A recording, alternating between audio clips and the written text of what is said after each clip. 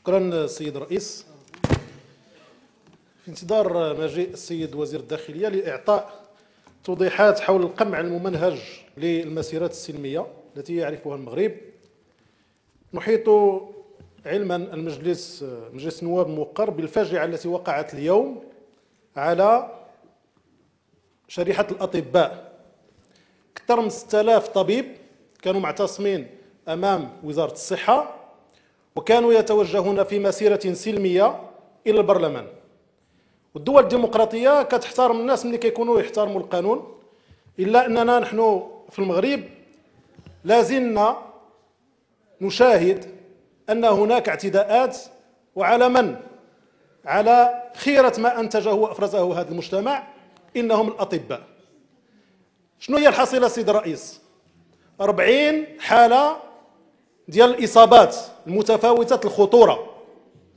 واحد طبيب اختصاصي في الأشعة مهرس من الفخذ ديالو درجة 4 يستدعي تدخل جراحي.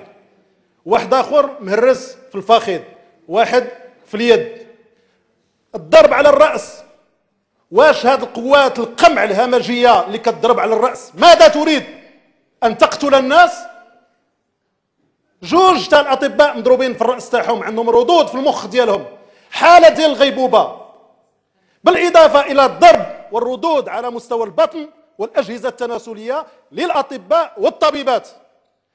أي صورة نريد أن نعطيها عن المغرب في هذا الظرف الدقيق اللي كيمر منه المغرب؟ وكنهضروا على الإصلاحات الدستورية ونهضروا على الإصلاحات السياسية، كنجيو كنضربوا ناس لا لشيء، أنهم طالبوا بواحد الملف مطلبي بسيط على رأسه معادلة الدكتوراه ديال الطب للدكتوراه الوطنية.